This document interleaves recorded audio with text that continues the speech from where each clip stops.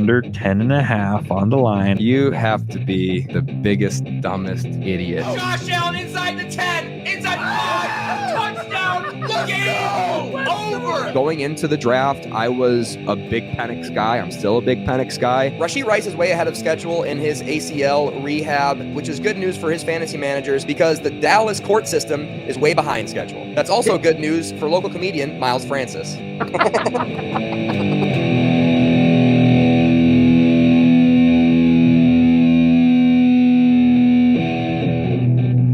The Dynasty glasses are on. Oh, hello and welcome to What Are We Talking About with Jamie Jakes. I am him. I am sitting next to virtually film demon Ryan Perrio, and we are here to go over Super Flex Dynasty Startup Sleepers. Specifically with this episode, we will be going over 149. Was supposed to be 150. Ryan Perrio kind of cheated. We threw it in because it's a good conversation.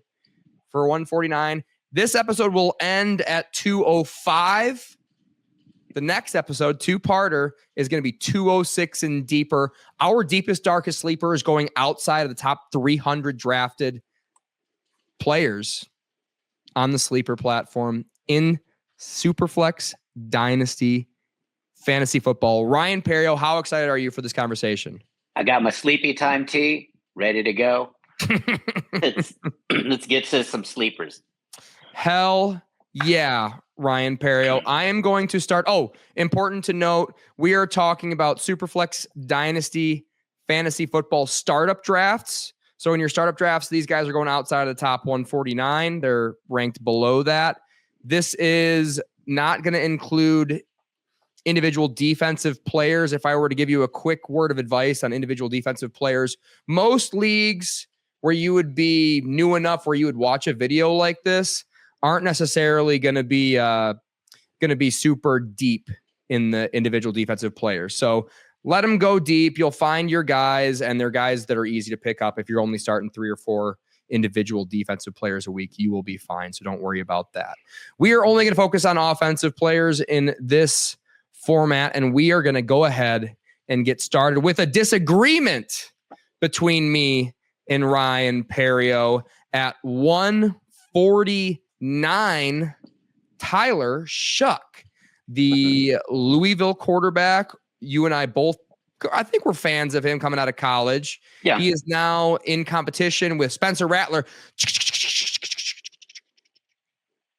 for the Saints starting quarterback position. The offense either way is not projected to be great this year, but we're talking dynasty, not just redraft. So Ryan Perrio, go ahead, take it away with what I disagree with. I think you're going to take the position that Spencer Rattler should be starting for the New Orleans Saints over Tyler Shough. I think I've heard camp reports of that, Ryan Perrio. Go ahead. I'll let you continue. There's been camp reports that he's been outplayed, but let's temper expectations here. It's 1 week into training camp. It is not. To be fair to you, Ryan Perrio, literally 2 practices. Yeah. A report from 2 practice sample size where Tyler Shough was with the 2s and Spencer Rattler was with the 1s. I think a report came out today is that they kind of both mixed in with the 1s today. So either way, it's not going great in camp. But go ahead, Ryan Perrio. I would expect someone that played actual NFL snaps last year to be better in the first 2 practices than the guy that was just drafted in the second round. That should be a no-brainer. But I also know that this is not Kellen Moore's guy. Tyler Shough is Kellen Moore's guy. So while he may stand out, I just think everything is going to lean towards Tyler Shough if they get really close. That it's going to break Tyler Shough's way. And I think a lot of the turnovers that Spencer Rattler had, where he had, granted, he was playing with some spare players near the end of the year, but there were some WTF throws in that last year that was kind of like, you just can't make those throws at the NFL level. So if Tyler Shough can do basically his thing and not make a lot of mistakes, then I think that will lean Tyler Shough over Spencer Rattler. Tyler Shough, big tall guy, tall guy, Prototype quarterback. You could not say. I mean, Spencer Rattler's pretty tall, right? He's like 6'2", right? But he's a skinny lad. The other thing that you didn't mention, I think, with Tyler Shough when we're talking about dynasty fantasy football is his age, because he's a very old quarterback. He played college for like 14 years or something somehow. He's like 25 years old, Ryan Perrio, I think his age is. He's definitely a dynasty bridge. He's not a dynasty, sell. So if you're in the market for a quarterback and your market's looking kind of scarce, he might be a good pickup to maybe bridge you to when you can, in the next couple of years, maybe you pick up Arch, you pick up somebody like that. And while you let Arch and them kind of develop, you just let this guy kind of throw it around the yard, because Kellen Moore is not one to run the ball a lot. Yeah, Spencer Rattler is actually the younger of the two. He's 24 years old currently. His birthday is in September 28th. Everyone remember to send Spencer Rattler some happy birthday wishes. Coming up, he'll be 25 soonly, so they'll be the same age technically. But anyways, just by a couple of months. I do disagree with you. Spencer Rattler, by the way, currently going 244. He was one of my honorable mentions going into the episode. I like that price, him going a whole 100 picks later than Tyler Shough going at 149. Either way, I'm not super excited about the situation. I think they probably just go 0-17 this year, and you're talking about getting Arch Manning or someone else in. But to what your point, Ryan Perrio, that bridge quarterback, if you do get late in these startup drafts, which they can get away from you. We all know we've been in that situation before, and when you start talking about a startup, you really want to nail it. So see the previous episode of my draft. Yeah. You really want to nail it when you're just starting out. And that's why it's important to watch our mock draft where we go over the first 10 rounds, I believe, 11 rounds, something like that. It's really, really good. It's a Super Flex Dynasty mock draft. So make sure you watch that. And if you're getting to the end of these drafts, maybe grab a Tyler Shough with some upside, or like a Joe Flacco who you think is just going to play most of the games this year, and you can slot into that Super Flex position, which is so important. Going on to our 100, or let me go through my honorable mentions real quick. There's some guys that we've talked a lot about on this podcast, or I like their values, but I'm not super over the moon with them. Ramondre Stevenson, I'm going to skip over a couple honorable mentions that Ryan Perrio actually has featured later on the episode, so I'm going to skip one. Rachaad White, Rashad Bateman, Cedric Tillman, Roschon Johnson are a few honorable mentions. I'm not going to talk about a whole lot. I don't think Ryan Perrio is going to talk about a whole lot, but guys who I just really want to say we like them a lot. We've probably talked about a handful of them a lot, or I didn't want to talk about Rashad Bateman. Keep an eye on them on the waiver wire, as they may be exciting pickups. Yeah. Post week one, they may be guys that you will be thankful that you rostered onto your team when you did, because some of these players can just erupt. Like, who saw Puka Nacua becoming a fantasy monster his rookie season, and then just taking off from there. Stay tuned for episode 2 I've got 2 Puka Nacuas. There's 2 Puka Nacuas in this draft class, Ryan Perry. Can you believe that? Tuka Puka? Tuka Puka. So that's what we call a tease in the business, Ryan Perrio. So we're going to go on to our next player. He was an honorable mention of mine. He is on one of your featured sleepers, Marvin Mims of the Denver Broncos. Ryan Perrio, I'll let you take it away. Marvin Mims, the speedster out of OU, kind of undersized. He kind of reminds you of Tank Dell. Like, he's kind of a slimmer build, but just absolutely a yard eater. If you give him a cushion, that cushion is getting gobbled up. He had some great breakout games. He's not going to be I don't think he's going to be a target monster, especially with Cortland Sutton and Vele in the mix, but he could be one of those receivers that's 4 receptions, 131 yards and 2 touchdowns. Because if you watch Sean Payton in New Orleans, they really like to go deep, and they go deep early. They will, one of the first 2 drives, basically lull you to sleep and then hit you over the top. And there's no one that's going more over the top in that Denver offense than Marvin Mims. Yep. He jumped off the film when he was targeted. Wasn't targeted a whole bunch, but feels like, sounds like, looks like he's going to get a lot of opportunity this year and kind of be that number 2 wide receiver officially. And if he is behind Cortland Sutton, sky's the limit. Obviously, he's young. This is his second year in the NFL? I believe it's his third year in the NFL. So still young on his rookie contract. Sky's the limit. And he is a speedster despite being undersized. Him being undersized is why you're getting him at 151. Because if he was 6'2", 205 in Sean Payton's offense, he'd be going 60th overall, Ryan Perrio.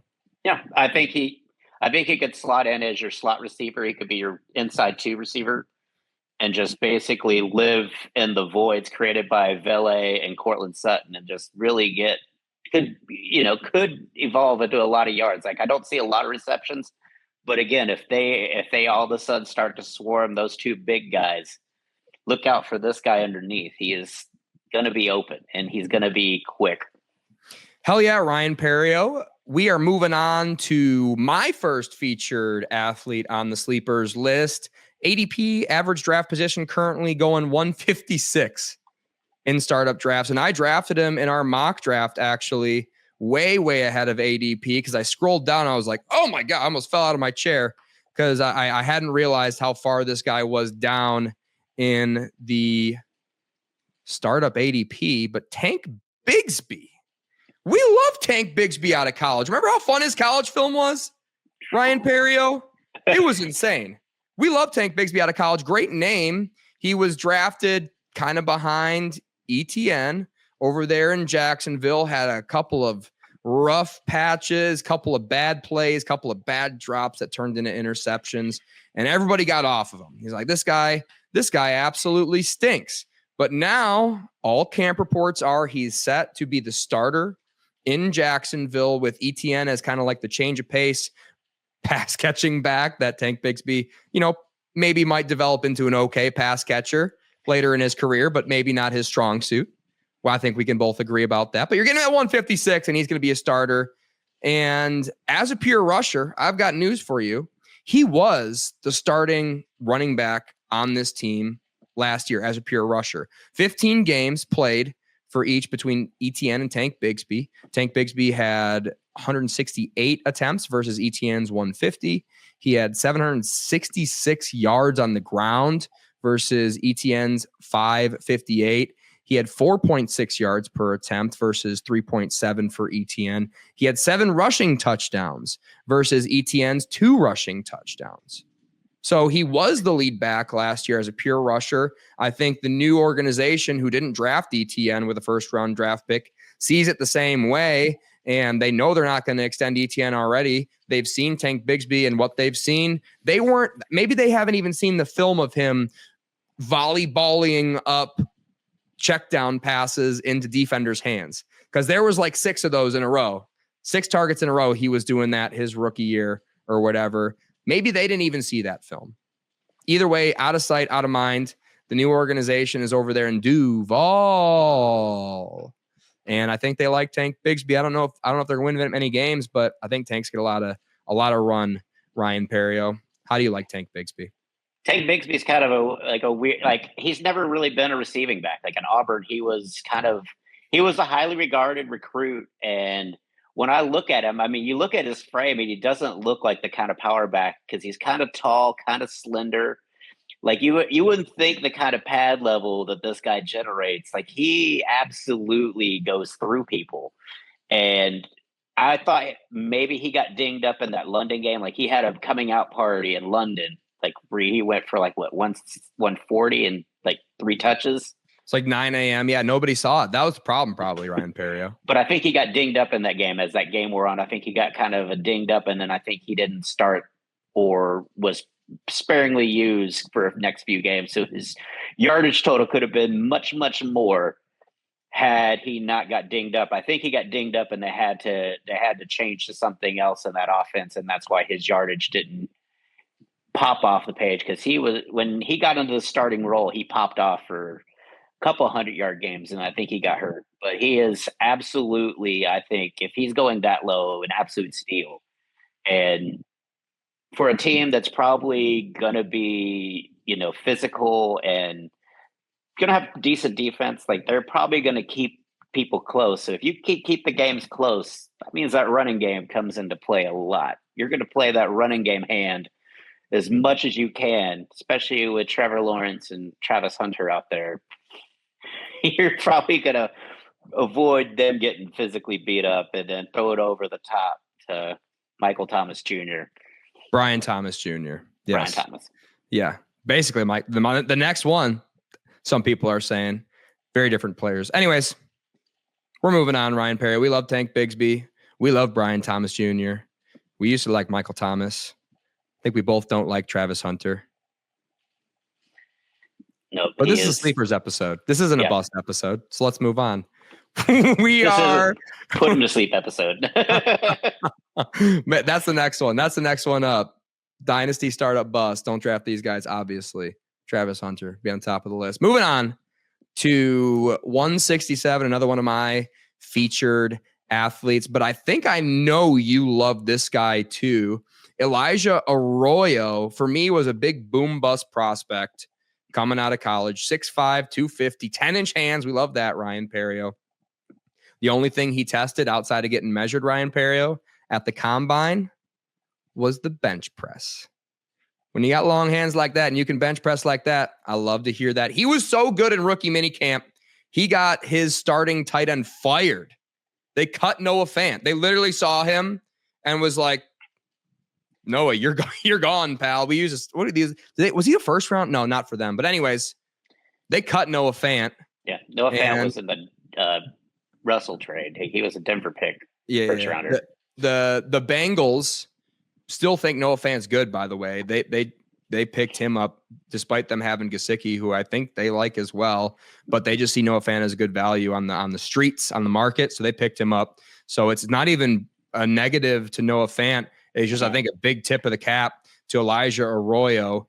He was a one-year wonder, basically, in college, a one-year breakout, broke out as redshirt junior, his fourth season in 2024, where he played for Miami. Ryan Perrio, any reason why you think he broke out in 2024? He had a lot of leg injuries going in. I think he had a 6 or 7 year college career because of leg injuries. And so he kind of got medical redshirted and COVID redshirted and any kind of shirted you could possibly get in college. He Van Wildered his way to the NFL. I was mostly making a small little joke about his quarterback that season, but yeah, good to know about the leg. Good to know about the leg injuries as well. Yeah, 597 touchdowns, Ryan Perrio. Yep. Film notes I had on him. Go ahead. I was gonna say my film notes are absolute.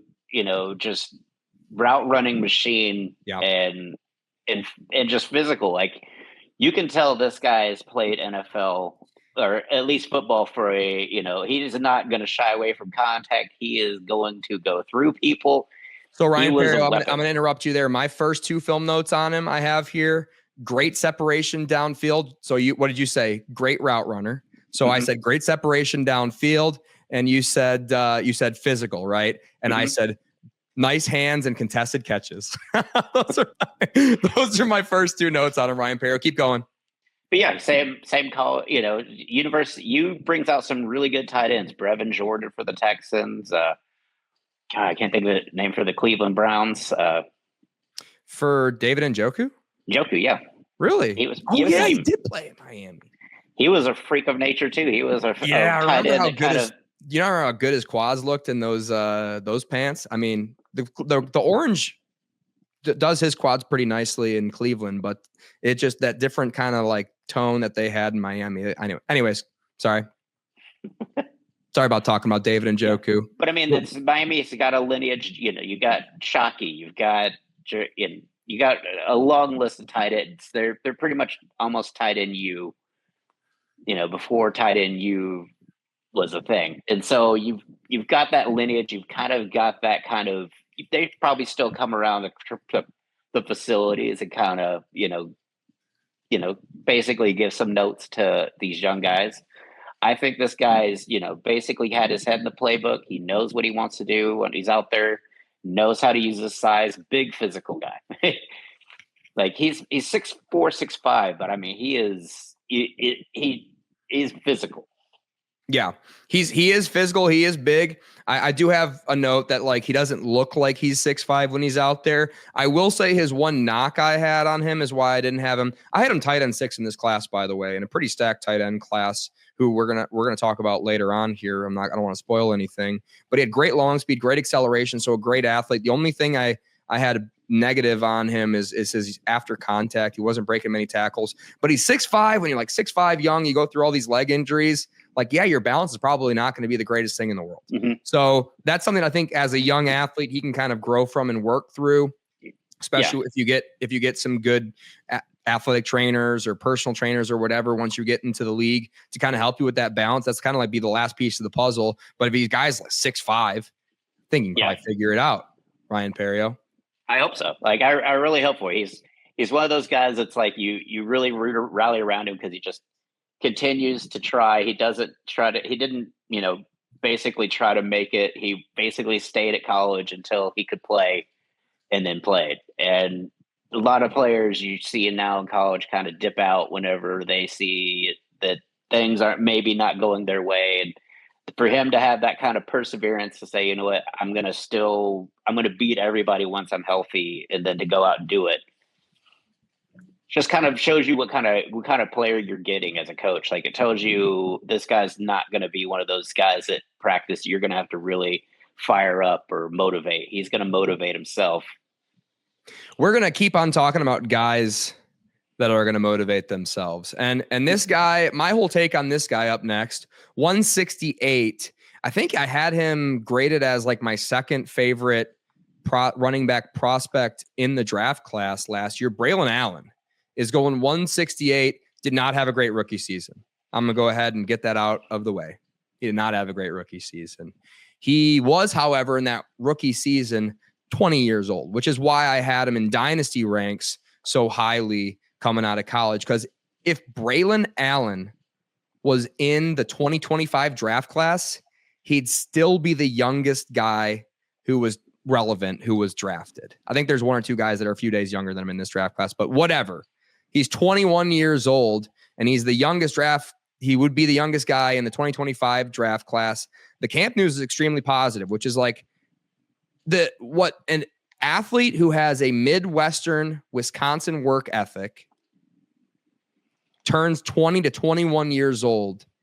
There is a massive potential for you to get so much better in those years as a young lad. Now, this guy, I guess early bloomer, was like producing at like 17 years old in the Big Ten, which is kind of crazy.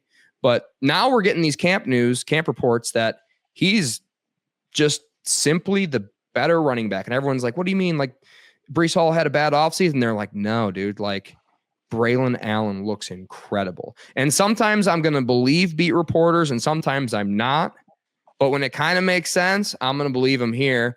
And I'm going to go ahead and err on the side of Braelon Allen. Again, a new coaching staff. They're not at all really tied to Breece Hall in any way, shape, or form. And you got this freak athlete, 21-year-old running back, and I think he's going to get some play this year. And he's not even going to hit his peak until you're going to get, in dynasty purposes, you're going to get, if he stays healthy, 6 years of production out of this guy before he even hits his peak. So sky's the limit for him. He could get a lot better. I just traded him away in my other dynasty league to a Wisconsin alum for a second and a third round pick, rookie pick for next year. And you're getting him at 168. I don't think there's anybody in this range you could get a second round pick for today. So I think he's just entirely misvalued by the startup dynasty community. And that's why I think he's so valuable here. Worth a good scroll and a half downward to get Braelon Allen at 168, Ryan Perrio. I will say when you're in love, you tend to believe the reports. Exactly. Definite confirmation bias here on this one. But I will say that if you were getting a true competition, all you want in camp is a true competition, nothing gives you a better shot at that than a whole new coaching staff that doesn't have any bias to what you may have done in the past, or may have saw some of the things you did in the past and say, here's what we can do to make this better. Because he said, if he's truly is the better back, there's no reason that Aaron Glenn will start Breece Hall when he could trade Breece Hall and get more for him, out there and fill out another, roster spot by offloading a starting running back to another team. And so Breece Hall, maybe if those reports are accurate, then you might see Breece Hall moving to another team, like right as camp's shut out, and season's about to start. He may be one of those pre-week 1 trades where it's like, what's going on? And that's when you'll know. That's when you know he's won the competition. Is it Breece Hall? Because I don't know if Breece Hall is going to be one of those kind of, like, I guess, culture fits that would welcome that kind of committee. I don't know if he's, because of how much time he's gotten as the featured back, if you're willing to take a step back without getting moved. You know what I mean? Amen, Ryan Perrio. Yeah, I think sky's the limit for him. He looks great in camp. I get it. I'm going to believe some beat reporters and not believe some other beat reporters, but he's getting snaps, and I feel like if he just get on the field, that's all I need to see out of him. And I think he's going to take that step forward, just like I said he was last year. So I'm sticking to my pride. He's got a big step. It's a big step if he takes it. He's like 6. Yeah. Oh, yeah. Yeah, he's a big lad, taking big steps. Just like this guy was on my honorable mention list. Ryan Perrio, 174. Harold Fannin for the Cleveland Browns. A lot of camp hype already. The drum beat has been rolling since rookie minicamp. He's basically been working with the starters. Only problem is he's got David Njoku there, who did miss a lot of games to injury last season. But David Njoku is there. Cedric Tillman is there. Jerry Jeudy is there. But it sounds like they're going to try to run the ball, especially if they've got Joe Flacco under center for 17 games this season, like I predict that they will. Harold Fannin has got to be a must draft, especially if you're looking for a rookie to stash in your taxi squad this year if he doesn't get enough volume right off the bat. Ryan Perrio, 174. Harold Fannin. Yeah, this is definitely gonna be a stash with the Browns have got going on right now, because I guess if outside of Jerry Jeudy, like Cedric, Tillman, I believe we'll talk about a little bit later, so we'll hold off on that. I believe he's in or is he in your honorable mentions? Cedric Tillman, I think he's in my honorable mentions. Yeah, going 171 ADP. Yeah, we've talked a lot about him on the podcast already. He had like a 3-game sample size where he was like the 3rd best wide receiver in the NFL last season, and had some injuries, had some obviously bad luck with quarterback play. But yeah, Cedric Tillman, I also love in this range. So yeah, this is a stash. If you had to choose between those two, it would be Tillman all day, because he's definitely going to get the opportunity, probably more than Fannin. I think Fannin will probably be a package player to start his career, where he'll be one of those, either they'll do a 2 tight end or he'll be an H-back fullback kind of tight end where he comes out of the backfield, which would be exciting to watch as well, just to kind of see him kind of being guarded by a linebacker as he tries to cover him on a wheel route, and that's going to be next to impossible. Yeah, Harold Fannin also very young compared to the rest of this draft class. David Njoku, 29 years old. He's 21. Arroyo, 22. And I think Warren and Loveland are both 23, 24. I think those guys are a little bit older.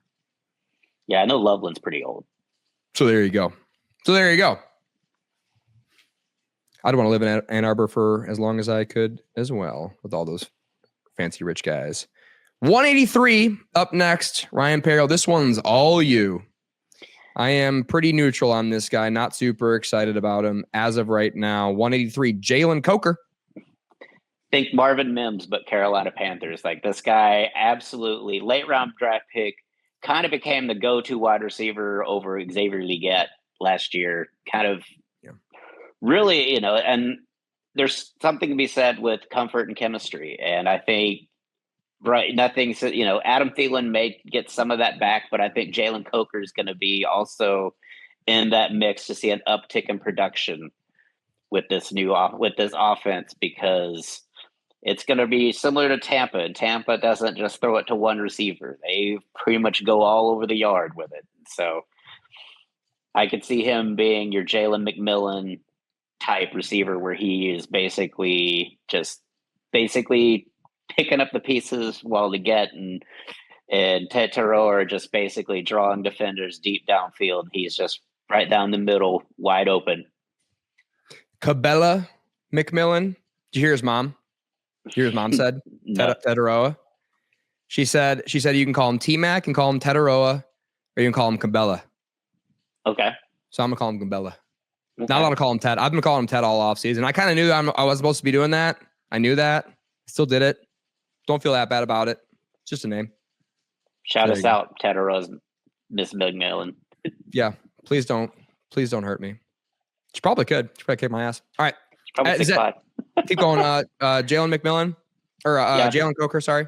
Jalen Coker. Yeah, I think he's gonna be a really nice pickup. He's gonna be somebody that really everybody's gonna be focused on Leggett and McMillan, T-Mac, and I think he's gonna be the hidden gem of that offense that kind of just gets it done. Well, kind of had a breakout last year. Like I said, he was doing some things. Yeah, he was good, and gosh, Leggett wasn't that great. he really wasn't that great.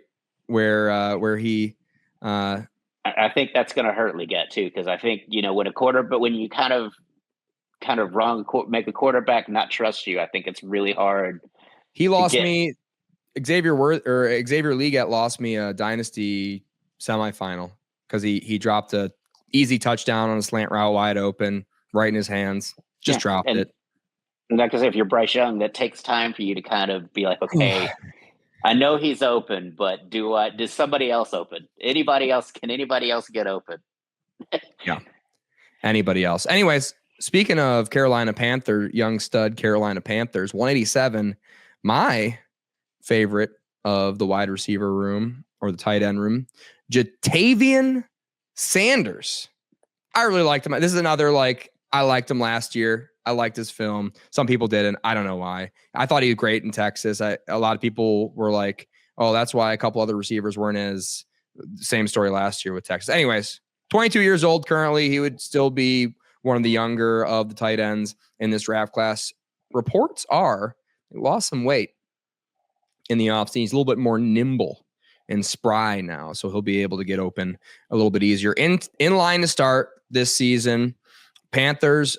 I want pieces of the Panthers if I can get it. I love Chuba Hubbard this year in redraft and in Dynasty for that matter. I love them because I just want parts of this Carolina. They showed a lot of grit last year. They remind me a lot of the Lions when the Lions were on their come up, when they were just they were keeping it close. They couldn't win games because they just weren't good enough yet. But they were really, really tough, and they fought really hard. And I think they're on the right trajectory and creating a good culture there. So Sanders looked nice in a limited role last season. There's some good metrics for him. He was third in the team in EPA per target behind your guy Coker and ancient man Adam Thielen. Immortal walk-on who didn't even went to a public tryout, went to paid, right? He had to pay $150 to compete in the tryout so he could he's get still a t-shirt or something. Smoking NFL DBs. and they also have Hunter Renfrow, also another little tidbit. He's also looked really good in camp. He's looked unguardable. And so has Sanders by all reports. Yeah. All it needs to happen is for him to earn more targets, because when he got those targets last season, especially late in the season, he was very, very efficient with them. He did run a good amount of routes. He just wasn't targeted, but when he was, it was pretty electric. So I imagine that will continue to happen with Jatavian Sanders.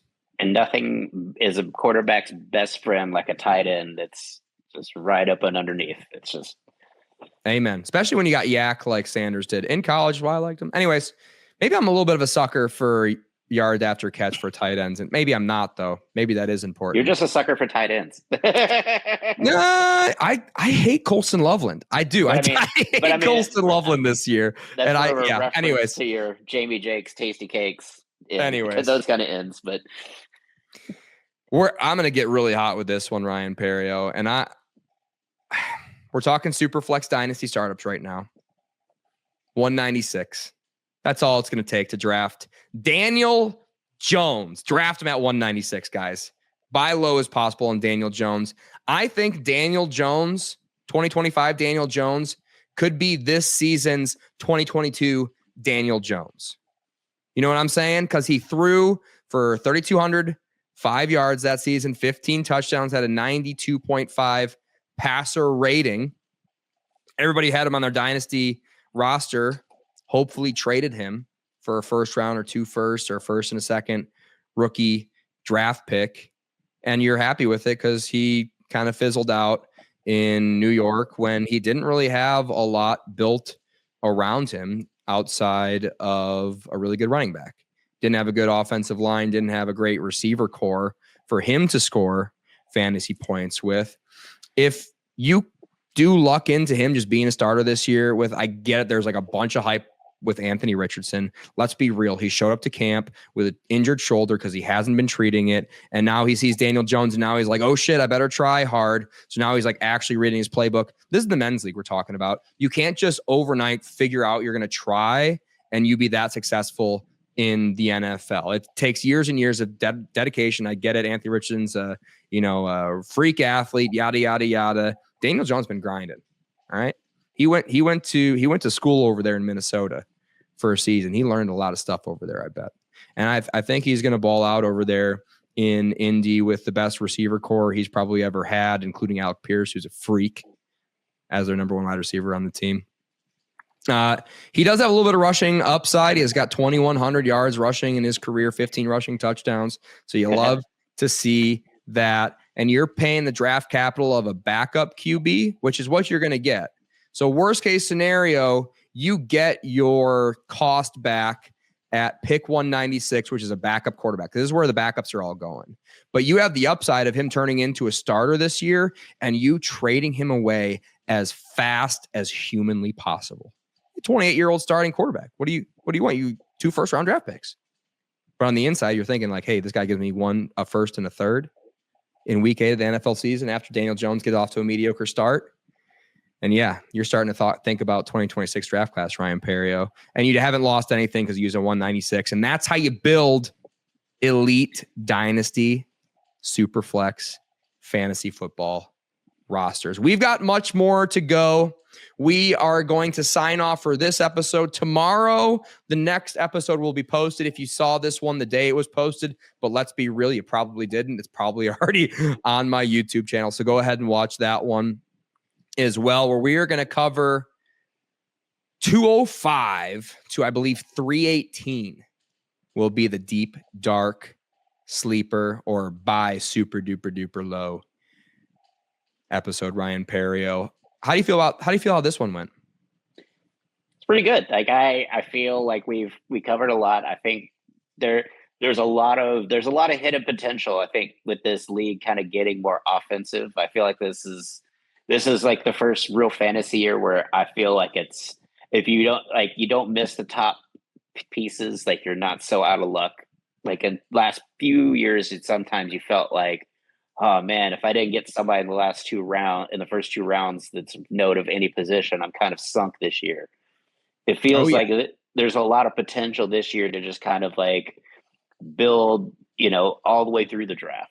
Like a real NFL team can. Like you just really can get some later round steals that can actually be dynasty studs. Just like the NFL Lions in real life. Spoiler. That's who we're going to start out next episode with. Thank you guys for watching. Please subscribe. Watch the Deep Dark Sleeper episode. We'll see you next time. Turning up my own levels. That always works out well. That's always necessary. That's a good idea.